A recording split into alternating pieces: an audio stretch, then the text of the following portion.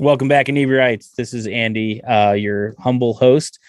This is weirdly the second episode I'm recording tonight. I don't usually do two in a row because I'm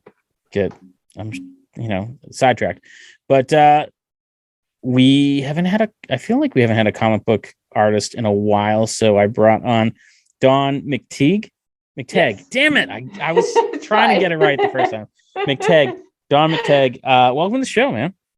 Thank you. I'm happy to be here.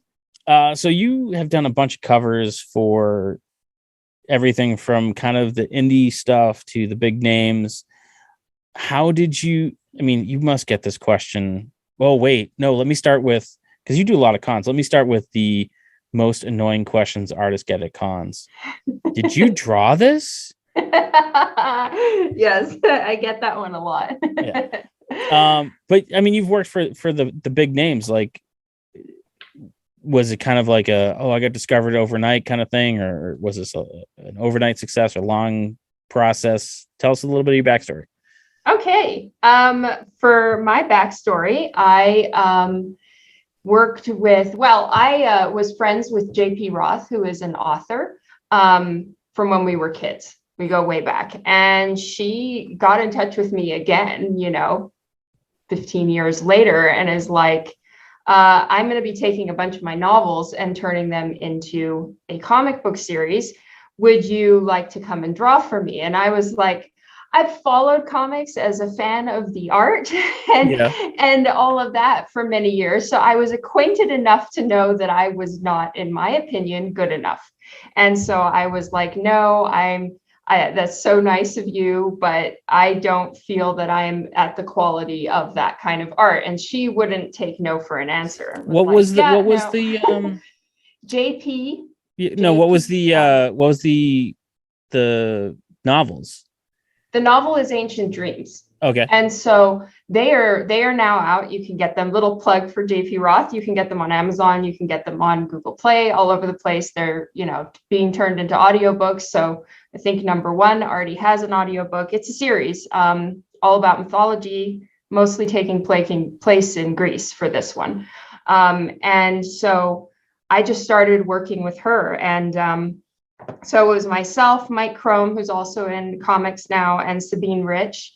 We all kind of started together with JP Roth, and we were just like, we're going to go for it. We're going to try. So I'm incredibly grateful to her for that. And then I still work with JP Roth to this day. We, have a bunch of series that we work on together. And then I do covers and some interiors for other companies.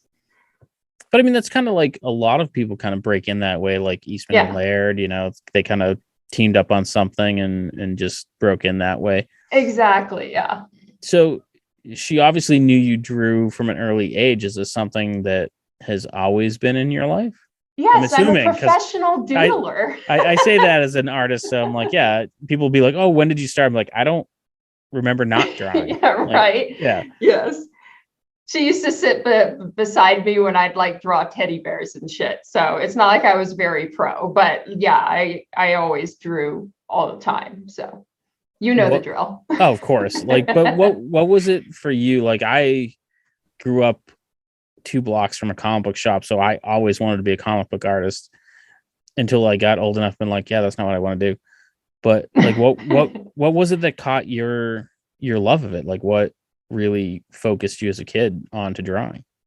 I actually, when I really started taking notice of art, was when I lived in Japan as a kid, and I couldn't read the manga, but I would flip through the pages and look at the art. And then the first comic books that I saw were Gen 13 by Campbell. Yeah, sure. And that was the end for me. I was like, I will buy any comic book that's got Campbell on it, so I love his work so much. And so I just started really following him. And then from that, found Top Cow, started following all the artists in there. And, all these guys are just freaking amazing. So, I knew what I was trying to take on when she, contacted me. And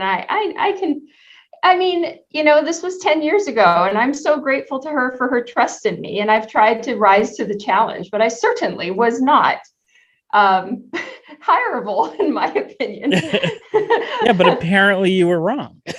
Yeah, I get that. I'm wrong a lot. So, yeah. But so, I mean, at that point, were you trying to be a professional artist or? No, I had literally just had my third child and was not interested. Yeah. in that kind of, and I had no idea what the work level was even going to be like, So I was really just doing the stay-at-home mom thing at that point. And so we just, there was a lot of all-nighters, a lot of working hard, that's what it takes. And I'm just so grateful to her for all of that. And it's awesome. So you mentioned you have 3 kids. Yes. Are they following in your footsteps? Hell no. No? No, not so much. My youngest is interested in drawing. And so he's working on his own comic book series called Catman, nice. Which is very much based on our very grumpy cat that we own, or who is part of the family, I should say. Yeah. And but the older 2, not so much. No. It's really interesting. I have 2 of my own. And the oldest, not into art at all. Yeah. But my daughter is, she's poised to start her career very soon. Awesome. She does our graphic design work. So I can see your smile. You're beaming. Yeah, that's so awesome. It's so cool. And she's always been like interested. She used to, I'm the weekend dad. I get that, but it's like, I used to, instead of getting coloring books, I'd be like, well, what do you want to color? And be like, oh, a dog or unicorn, or whatever. And I'd draw one out and then they'd color that. But she would sit like over my shoulder and be like, now don't forget the eyes. Now don't forget the horn. And she would like critique my work. I'm like, let me draw, man. Like, and nothing's changed. She's still that way, but it's really fun to kind of share that, with them and see them kind of grow and that's mature. Awesome. So I don't know how old yours are, but she's my daughter's like cranking out work now, and it's amazing. Wow, that's incredible. Good for her. I'm very impressed. Yeah, I try to. She's got an ego big enough. I don't need to help her, so she knows she's good. So you get this friend that invites you to work on a comic, and at what point do you then convince yourself that, okay, this is something that I can do? Well, I think it was one of those things where I was just going to do it anyway. It was sink or swim, Mm-hmm. And there were many times where I still was quite unsure. But we kind of were all relying on each other. Myself, Sabine Rich, who does a lot of coloring for Campbell now, mm-hmm. And Mike Crome, who's incredible. So we all were kind of as a team with JP Roth working together on it. So if one of us was going to be like, dudes, I peace out, that would have sucked for everyone involved. So I think that really helped too, Right. But at some point you were then, like, when did you break away from that and be like, oh, this is, there's more that I can do here than just my friend's book? JP Roth did that, actually. She wanted us to, have more visibility all around. And, it's better for all of us and better for Varitek, which is her comic book company as a whole, if we're all, being seen more around, doing more things. So she was like, she went up to Zenescope and was like, you guys, we're new. I have my 3 artists. I want them to do something for you guys right now, and she's fearless. She's amazing. So then we did the 3 of us worked together on a batch of interior pages for Zenescope. Those came out in our first year. And then from there, you just start getting to know people. And then someone will come up and be like, oh, hey, I was wondering if you had time to do a cover here or there, and that's how it all worked out. And it's been great. And yeah, it's funny how so much of the creative process is like networking. Like, I'll have people that be like, hey, let's grab, lunch or a drink or whatever, and let's talk some ideas. But does a lot of that come from the Comic-Con industry? Like I used to have a comic book shop, and I was at like, I don't know, 30 Comic Cons a year. And I don't do that anymore, but like it was this really kind of, I don't want to say carny kind of lifestyle where like every weekend everyone kind of gets together, but it felt like a carny lifestyle. Yeah. Yeah, I'd say the majority of any kind of networking is done at conventions. Like there's been a couple times I've really, really wanted to work on a project. And so I will, if I find out that the, writer or the editor or whoever of what it is I'm going for happens to be at that convention, I'll make a point to, go see if I could stand in their line and be like, please. It works. It really works. I mean, I remember your stuff from the Xenoscope years, because that's about the time I had my comic book shop. Okay. And so how has it changed from then to now? Like, do you get, well, for instance, so like when I started the podcast, I started bringing on my friends, and then friends of friends, and then friends of friends of friends, and people I didn't know. And now I'd say like 30 to 40% of our guests are people that reach out and say, hey, I want to be on the show. Nice. Like, at what have you seen that same thing through the course of your career, where in the beginning you're trying to like really sell yourself, and then it becomes more of you get to like kind of pick and choose more things that you want to do? For sure. That definitely comes over time. And,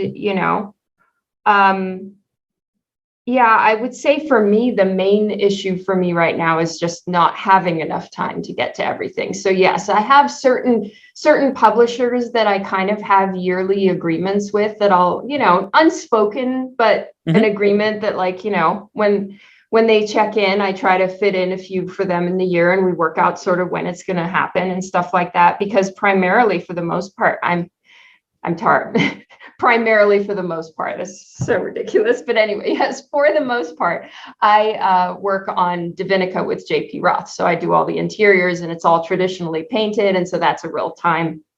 It requires a lot of time. So I can't take on as many covers as I used to. But I try to stick with some of the companies that have kind of trusted me all along, So, and yes, you can pick and choose. If something is going to come up on a deadline where it's not going to work for me, I can say, hey, I can't take that one. Let's work it out in a few months, Whereas before I would have never done that, I don't think. Well, I got to say that was kind of, so before this interview, I was kind of poking around on your Facebook, and you were, it looks like once a week maybe that you do a live stream. 3 times, but yes, I do live streams. Yes. And I was kind of shocked because like I'm reasonably familiar with your work. I said I'd seen it before. I just always assumed it was digital, and to see you work in watercolors and Prismacolor, I was kind of like, oh shit. And then so it kind of like threw me, because I'm so used to things kind of going in the other direction. Yeah. Where like we do drawing events, and people show up with iPads, and I'll be like, get off my lawn, give me a pencil. Do you do anything digital, or I do. Did I just okay? It really depends on the project. So when I first entered comics, I came into comic books as a penciler and an inker. Then over time, and I've only inked over Mike Chrome's work because, like I said, the 3 of us were all working together to try to get the book done. Yeah. And then did cover pencils. And then I started moving, and then Sabine Rich, Ula Mas, Nia Rufino, Sanju Nivangune, all the big, amazing colorists were coloring my work. But the thing is they're so busy. And Sabine and I have been friends since, we were 6 and 8 years old, respectively. And she's like, Dawn, color your own work. So I'm like, yeah, you're right. So I started learning digital coloring. But then, so depending on the project, depending on the character, what the scene is. So like last year, I did a whole round of covers for Zenoscope that were their main characters reimagined kind of in a cyberpunk setting. Okay. Cyberpunk is glows, neons, et cetera, et cetera. I personally I don't know how to use an airbrush yet. I have one. I haven't used it yet. So I was like, okay, this I have to do digital for sure. And then there's the color change and the alternate and all of that stuff. So, but then I'll pretty much decide on the project. And then Divinica, the comic book series, is all hand done. It's all about mythology and goddesses from all different pantheons of mythology. And so what we do is we kind of try to look at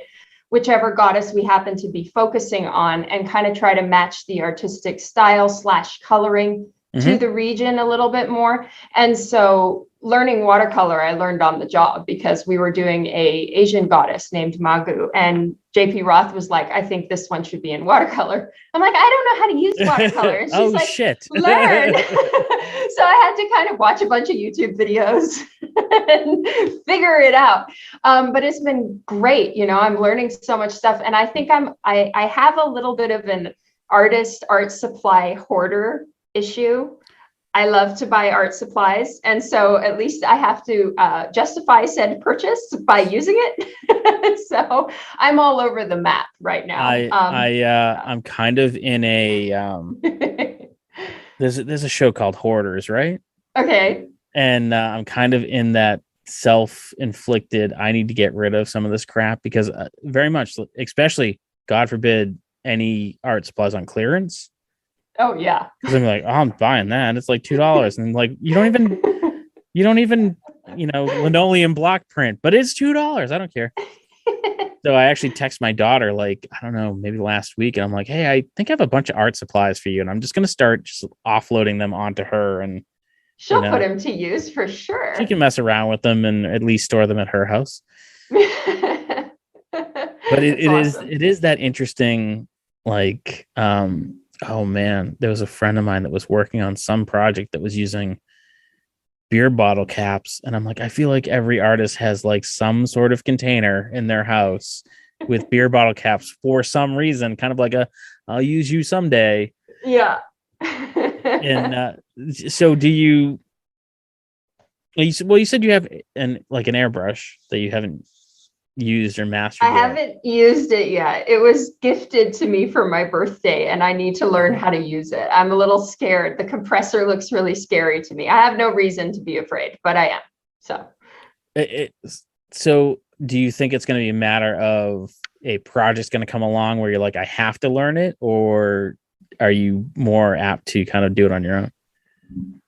I'm apt to do it on my own, honestly, just to give everyone on live stream some shits and giggles time. I'm probably going to my plan is to get those learn to write kindergarten sheets of paper where you learn how to write. Oh, yeah. And I might do that to just learn how to control the whole thing and just see if it works for me. Because sometimes, I'm really persnickety and I will try an art tool that I don't love. It happens. I don't like acrylic. I tried it and I don't care for at least painting skin with acrylic, which is really the problem I was trying to solve at the time. Yeah, I can see, because it doesn't blend well. It doesn't. Yeah. And so it just made everything look blotchy, and blotchy was what I was trying to fix. So it just made the matter worse, I think. So, it depends, but it's great to have all of these things in case you need it, because when I'm stuck, acrylic will definitely save the day, but not for skin. Yeah. Charcoal. I can't do charcoal. Interesting. It's the feeling that the texture of charcoal just skews me out. Oh, just creeps you out. Yeah. It gives me For the me, it's the mess. I don't use it because the graphite mess would drive me crazy. What is your go-to? What is your absolute favorite?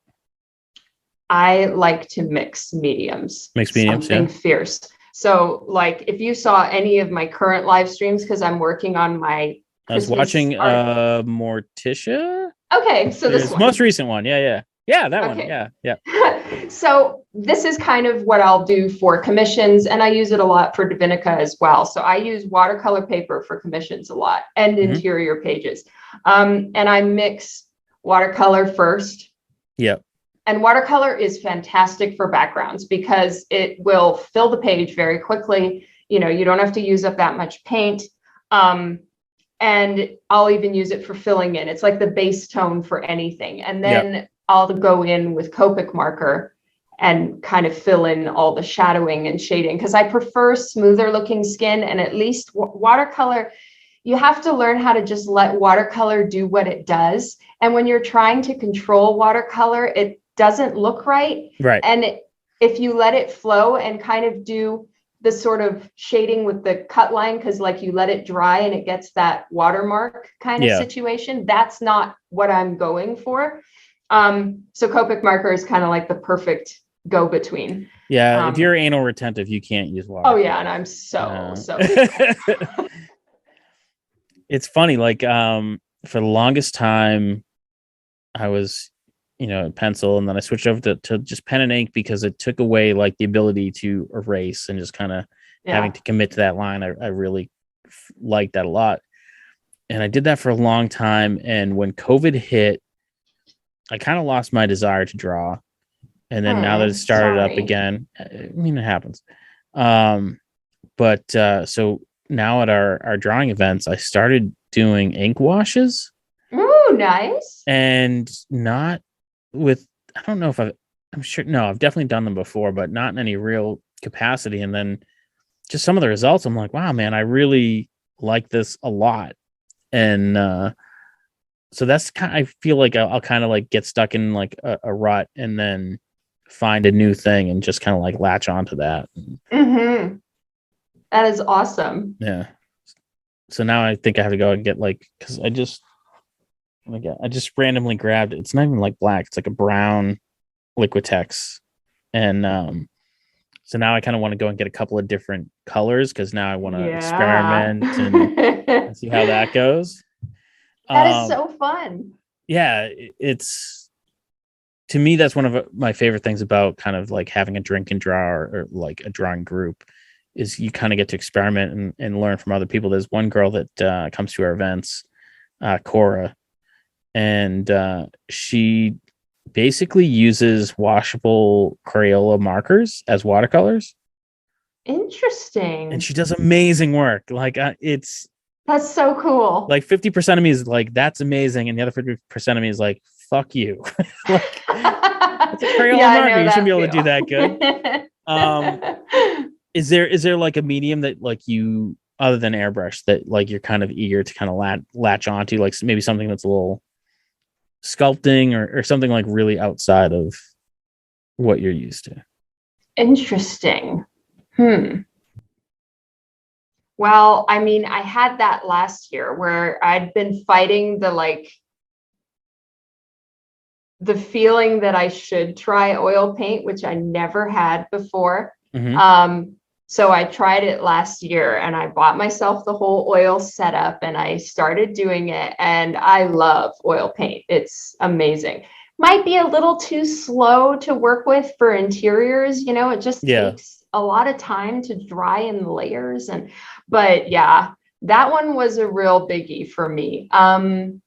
As far as anything else, I can't think of anything. I mean, I would love to learn how to do 3D sculpting, actually. I've kind of thought about it a little bit, the like ZBrush or something like that, just to see if I could, I've watched some like sped up videos and watching like Tony Cipriano, I believe his name is. He's done sounds really familiar. Yeah, he's done like everything, like gorgeous red Sonia sculptures that they use for sideshow. Yeah. That's why I know him. Amazing. And so he does like the actual sculpting, and then sometimes we'll do the digital ones, and he'll post some of his like sped up digital, I just did this to like, warm up sketch for the day kind of thing. And I'm like, oh God, it's so good. Yeah, those it's so funny because I feel like all artists are always trying to get that vision out that they see, and then they see other people who are having that same struggle, but all we see is their finished product and be like, why'd you throw that on the ground? That's amazing. And yes.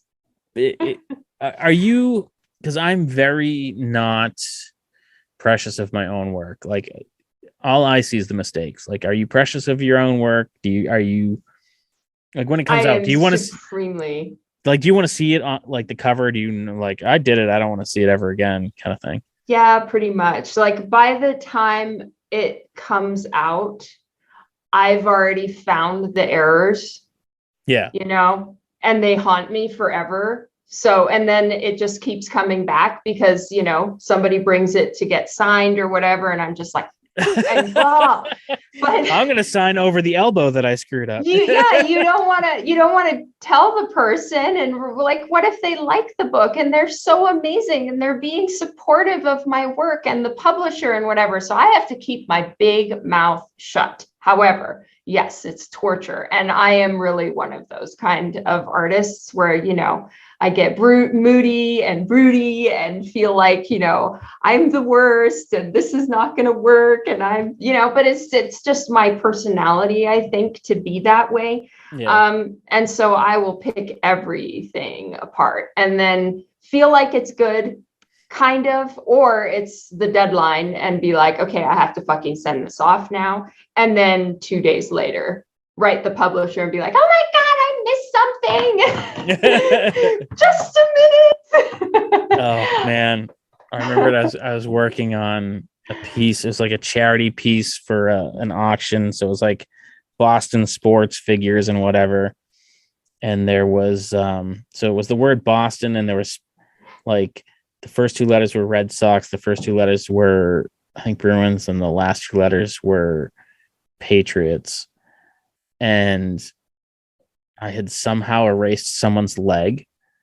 And as I was inking it, I didn't realize it. So now I'm like coloring it and whatever. And I'm talking to a friend of mine on the phone. All of a sudden I'm like, fuck. And they're like, what? I'm like, Varitek's missing a leg. And they're like, what are you talking about? And to this day, it ended up getting like, somehow the image got online and some company in like China like knocked it off and was like making phone cases. And people were like, oh my God, someone stole your art. And I'm like, and Varitek still doesn't have a goddamn leg.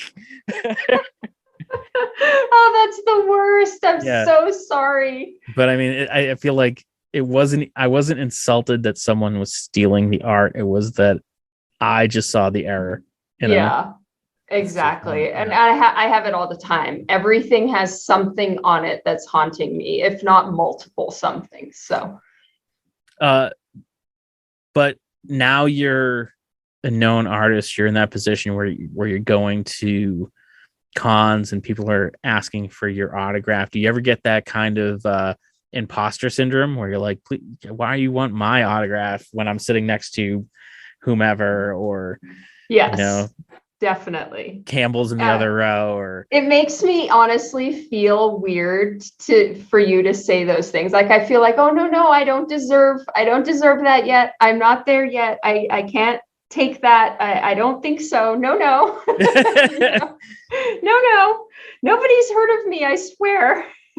So that's where I feel on the inside, and I start getting nervous, like, oh my God, I just got credit I shouldn't be accepting. So, I love that because I get that all the time. You know, it's a weird thing when, you know, people are praising you for something. You're like, I was just doing it to have fun, or just it seemed like a cool thing to do. Exactly. Or it's like you actually don't see the shit that's wrong with it. He's missing a leg. It's right there. Are you back to doing cons yet with COVID and all that sort of thing? I did Emerald City. Yep. Yeah. So, and I signed up for a few Fan Expo shows this year. I signed up for MegaCon, so I'll be going, you know, if I can. I'll be going to MegaCon. I'm going to Swornfest by Coffin Comics, Dallas. Mm-hmm. And then a few shows here in the States. I might sign up for New York Comic Con. I'm still kind of thinking about it. And, you know, again, this is all sort of up in the air. Like, I think everything's like that right now. Yeah. You know, so I'm just kind of, you know, clicking the like, yes, I'm interested. Let's see if we can do this. But, you know, I'll just have to see how it goes, you know, if, you know, what the international travel is, because I live in Canada. I'm a dual citizen, but I live in Canada. So it's a lot of back and forth cross borders and, you know, what the rules are going to be and stuff. So I'm just kind of, hopefully maybe. When there was lockdown and people were like, oh, I'm working from home. Were you like, yeah, me too. Like, I assume it wasn't much of a change, right? It wasn't, but it was a change in so much that when schools were closed down, of course, we had the kids at home. Right. And then my husband also usually works at work. And so he was working at home too. But, frankly, I loved having him home all the time. That was great. Yeah. I was gonna say, was that like derailing your whole day when be like, I just want peace and quiet, everyone go away? No, because I've kind of always worked with the kids around and all of that. I and I'm used to live streaming, so I'm kind of used to talking or quote unquote being on the phone the whole time. And so for me it's not been a huge adjustment to have everyone in the house and kind of talking to me. It's not a big deal. So we talked. Oh, sorry. No. So we talked to a lot of like actors, and they're all like, "Oh, I'd like to, I have a script I'm working on, or I want to try directing." Do you ever do you have like a comic book idea that like you want to do the writing and the art? Hell no. I am. I mean, take a second to think about it. Because I know this answer. I get asked it a bit, but writing a Facebook post is stressful for me. I can't fucking stand writing. I do not like it. And that's why I have JP Roth. So we work together. And the thing is I do feel like I have that, that artistic freedom. Mm-hmm. She really lets me do my own thing. We've worked together for like over a decade now. So, we know how to work together. We know, which buttons not to push kind of thing. And then also like, how to schedule our time. She's also a mom. She gets it. So, we've got Divinica that we work on together. And I feel like that's what has my heart and soul, as if I was, the main person doing it, because she's incredible. I love how she writes. I love how she thinks. And so I kind of have that living the dream right now with Divinica, and I'm so grateful for that. And no, I can't write for shit.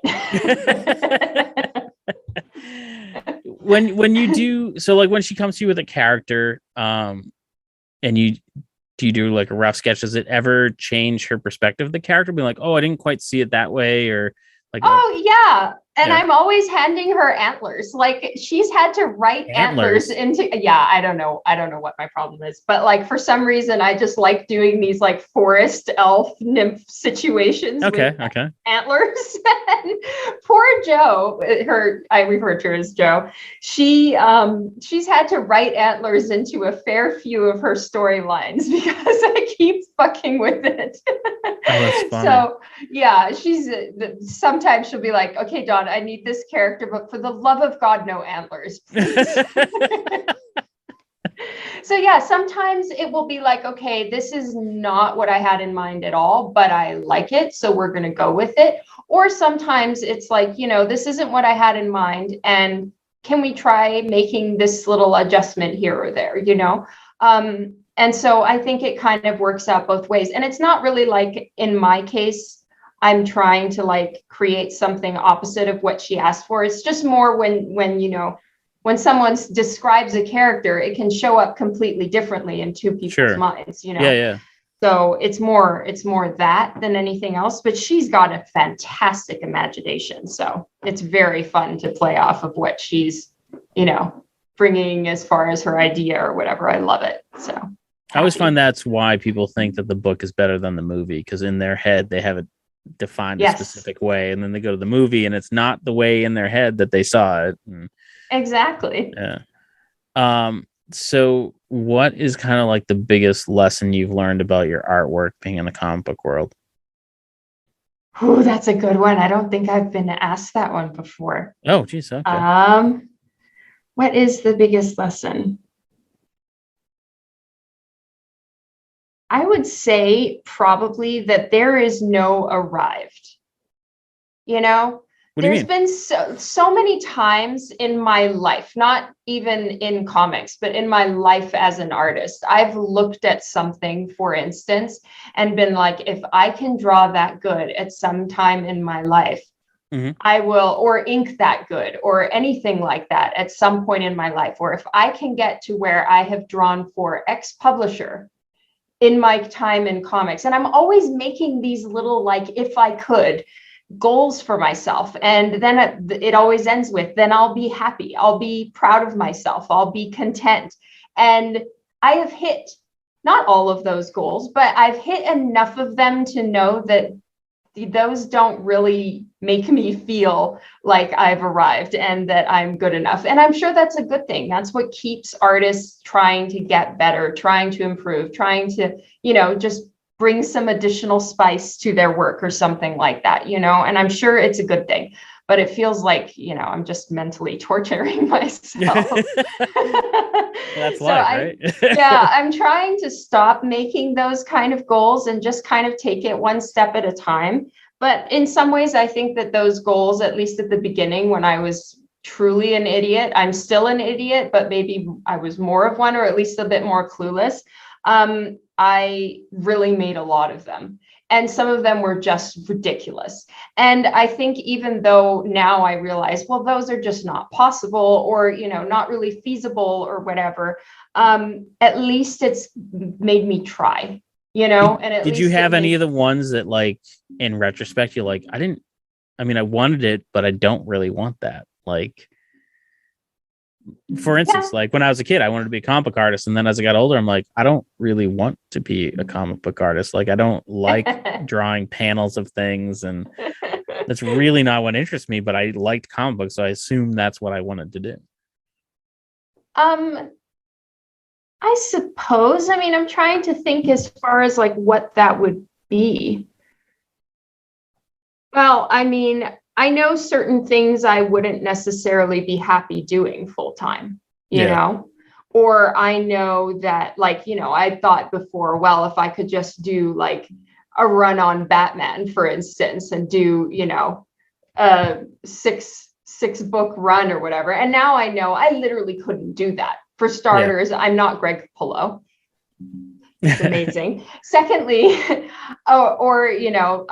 Jimenez or something like that, who are just like freaking amazing. But then also I know that, like, I don't have that kind of speed. It's not really in my nature to have that kind of speed. I am literally just not confident enough to have that kind of speed. I second guess everything.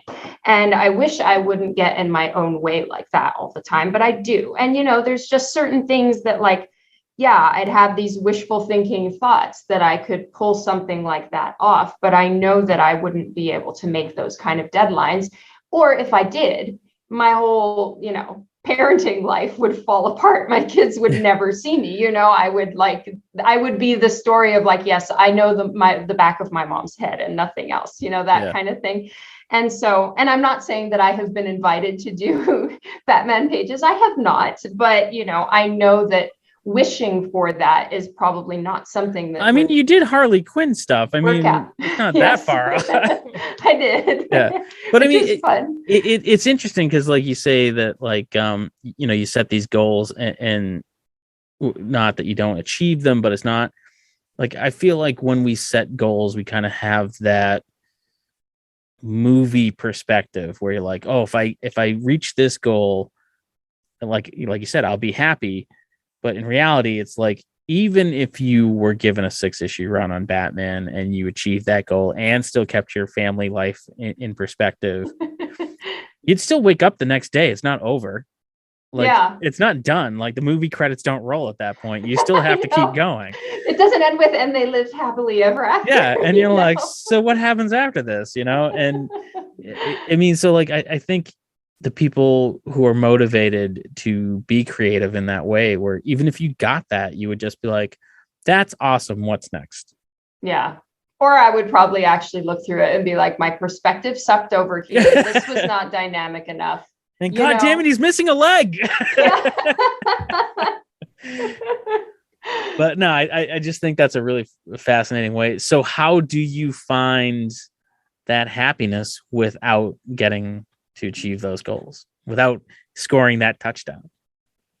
Well, for me, the touchdown just isn't that, that was something that I thought would be, not that specifically. I was just using it as an example, but like, any kind of things like that I had in my head when I first started in comics. I'm just realizing that those really aren't the goals. And for me, the goal is to just, do the best job that I can with every project that comes in front of me. And, I'm a little bit like, I want all the jobs, right now, and finish them all right now. And quote unquote, future Dawn has so much time. So I'm trying to be more realistic so that future Dawn doesn't die. I love that you say that, because so I have a business partner. Okay. His name's Fish, and he'll constantly be like, how are we going to do that? I'm like, dude, that's future Andy and Fish's problem. Fuck those guys. Yes, and then like whenever we kind of like hit like 3 days of not enough sleep, whatever, be like, past Andy and Fish, they're assholes. Yeah. Exactly. And I just I don't want to set those kind of things anymore. And it isn't really even that I'll be happy, because I'm happy all the way through. It's more that I'll be proud of myself, I suppose, or kind of feel that like I achieved something that I can be proud of myself for or whatever. But really, I think a lot of what I've learned over the last 10 years is some of these things just need to have happened over the course of 10 years, like the best thing is just that passage of time and not having given up in that passage of time. It's just kind of one project in front of the other. And anything that I'm working on is inspiring, and I love working on it. I love the people I work with, so I do have a lot to be grateful for in that. And I really want to see the things that, JP Roth and I are working on and all of that succeed too. So that probably didn't make any sense. No, to me, it made perfect sense. I mean, I think that's a really great sentiment of it's very kind of like being in the moment. And like, me and my business partner do it all the time, where like one of us will be stressed out and the other one will be like, hey, do you realize how fucked up our life is? Like, and we'll like rattle off a few like really awesome things that we've gotten to do. And we're like, yeah, that's really weird. Like, how did we get here? And it's just that, even when we started the podcast, people were like, oh, do you make a living at it? And at the time I'd be like, no, but I did get a private tour of the Lizzie Borden house, and who gets to do that? And like just these really cool random things that you have to kind of stop and just kind of take it in and be like, this is not a normal person's life, Yeah. There's a lot to be grateful for sure. That's awesome. Heck, I get to buy art supplies. More than I'll ever use. Well, that's a side note. Oh, I'll edit that out. All right. No need. It's all good. But Dawn, where can people go online to find out what you're working on or follow your live streams, and like what days are those on, and all the self-promotional stuff? Yay, I love that.